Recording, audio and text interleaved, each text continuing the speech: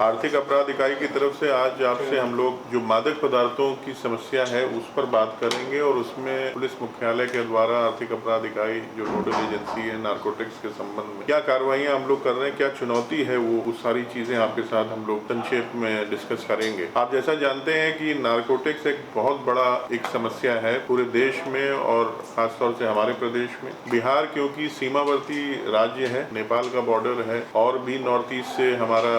Borders लगते हैं, इसलिए नारकोटिक्स की समस्या यहाँ शुरू से रही है। ये एक ट्रांजिट पोर्ट के रूप में भी रहा है और अब पर कंजम्पशन की भी बात आ रही है। तो इन सारे चीजों को ध्यान में रखते हुए नारकोटिक के विरुद्ध एक व्यापक अभियान, जन जागरण, लोगों के बीच में एक अवेयरनेस का ड्राइव और इसके लिए एक बहुत ही कॉम्प्रिहेंसिव नीति निर्धारित की गई है जिसमें बहुत से विभागों का समन्वय है। बहुत सी एजेंसियों के साथ हम लोगों ने तालमेल करके एक रणनीति बनाई है जिससे आने वाले समय में मादक पदार्थों का जो व्यापार है, जो इसका दुरुपयोग हो रहा है, जिस प्रकार से इसमें इलीगल तरीके से दवाइयाँ बनाई जा रही हैं, इनको सरहद के पार से लाया और बेचा जा रहा है, ये सारी चीज़ों पर प्रतिबंध लगाया जाए और हमारी जो युवा जनरेशन है उसको इसके प्रकोप से बचाया जाए। जो हमारा भविष्य है उसमें बच्चे और नवयुवक इसमें इसकी आदत में ना आए, उसके लिए बहुत प्रयास किए जा रहे हैं। अभी जो बिहार गवर्नमेंट की पॉलिसी है और जो पुलिस मुख्यालय और हमारे स्तर से इसमें कार्रवाई की जा रही है वो मुख्यतः 3 महत्वपूर्ण बिंदुओं पर वो आधारित है। सबसे पहला हमारा जो इलाका गया जिले का है उसमें पॉपी कल्टीवेशन इलीगल लगाई जाती है, ये पहले से हो रही है और ये मुख्यतः वहाँ पर 2 इलाकों में हो रही है, बाराचट्टी और धनगई। ये 2 थाना क्षेत्र हैं जो झारखंड की सीमा भी है और वहाँ पर वो इलाके बहुत सुदूर इलाके हैं। उसमें अक्सर ऐसा भी देखा गया था कि नक्सलवादी थे और नक्सल हमारे जो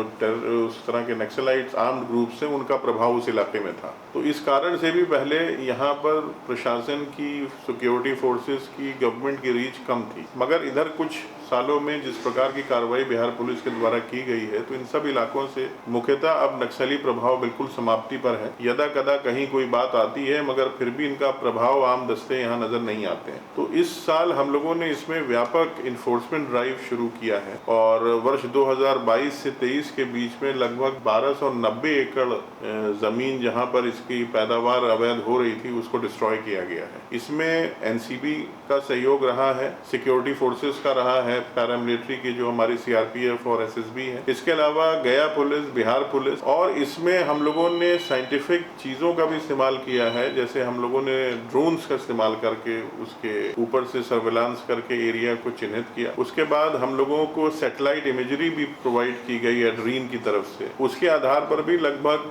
290 एकड़ जमीन जहाँ पर स्पेशली ये खेती हो रही थी उसको चिन्हित करके उसका डिस्ट्रक्शन किया गया है और ये अभियान लगातार जारी है। इसका सीजन होता है अक्टूबर नवंबर से लेकर मार्च तक का ये पीरियड होता है जिसमें पॉपी लगाई जाती है और उसका कल्टीवेशन ये लोग करते हैं। तो ये अभी का जो समय है यही शुरुआती समय है और इसमें हम लोगों की टीम्स ऑलरेडी काम में लग गई हैं, सर्वे हो रहे हैं, जो भी हमें आंकड़े चाहिए हैं वो लिए जा रहे हैं और जिला स्तर पर अब की बार पहली बार डीएफओ के अधीन एक टास्क फोर्स बनाई गई है जो पूरी तरह से इस अभियान का संचालन करेगी, क्योंकि इसमें फॉरेस्ट लैंड भी बहुत अधिक आती है और साथ ही साथ इसमें प्राइवेट लैंड भी। इसमें दर्जनों एफआईआर हम लोगों ने दर्ज की हैं जिन लोगों की जमीन के बारे में पता चला है जहां पर ये खेती हुई है अवैध तरीके से, दोषियों के विरुद्ध कार्रवाई हुई है। 2022 और 23 में लगभग 33 केस दर्ज हुए थे जिसमें 121 लोगों को नामजद किया गया था। इसमें 3 जो सबसे दुर्दांत इसके वांछित लोग थे उनको गिरफ्तार भी किया गया है। 2021-22 में 29 लोगों को गिरफ्तार किया गया था और 2020-21 में 20 लोगों को गिरफ्तार किया गया था। तो इस तरह का ये अभियान चल रहा है और इसमें लगातार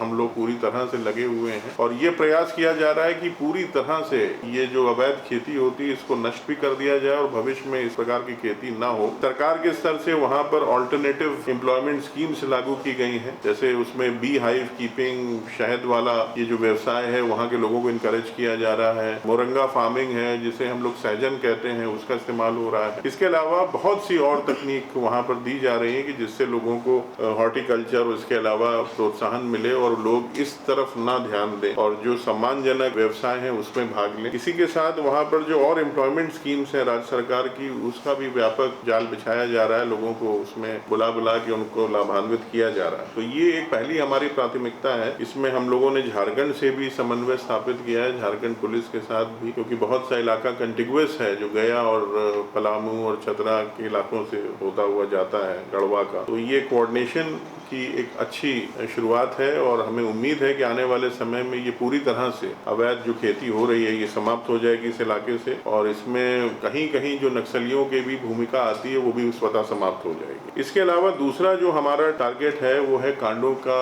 अनुसंधान, यानी जो ऑर्गेनाइज्ड क्रिमिनल्स हैं जो ड्रग्स में, गांजा में, कैनबिस में इसमें लगे हुए हैं, उनके विरुद्ध अभियान चलाया जाए, उनके विरुद्ध इंटेलिजेंस जनरेट करके व्यापक इन्वेस्टिगेशन हो, उनको सजा दिलाई जाए। इसमें जो सप्लाई लाइन है, यानी जो हमारे यहाँ मान लीजिए खपत हो रही है, डिमांड है, वो सप्लाई लाइन को ही चोक कर दिया जाए। उसमें सप्लाई लाइन में जो लोग इन्वॉल्व हैं, जो माफिया इन्वॉल्व हैं, उनको इसमें पूरी तरह से बाहर कर दिया जाए, उनके विरुद्ध कानून सम्मत कार्रवाई हो और उनके विरुद्ध कठोरतम कार्रवाई जो एनडीपीएस एक्ट के तहत हम लोग कार्रवाई करते हैं वो सारी कार्रवाइयाँ उनके अगेंस्ट की जाए। इसमें वित्तीय अनुसंधान पर भी हम लोगों ने बहुत व्यापक जोर दिया है और खास तौर से जहाँ पर ज्यादा अधिक मात्रा में सीजर्स हो रहे हैं या बड़े बड़े केसेस हो रहे हैं, वहाँ फाइनेंशियल इन्वेस्टिगेशन तो बिल्कुल कंपलसरी है, वो होगा ही होगा और उसकी दिशा में कार्रवाइयाँ भी चल रही हैं। इसमें मैं आप लोगों को बताना चाहूँगा कि हम लोगों ने पीएमएलए के तहत काफ़ी प्रस्ताव इसमें भेजे हैं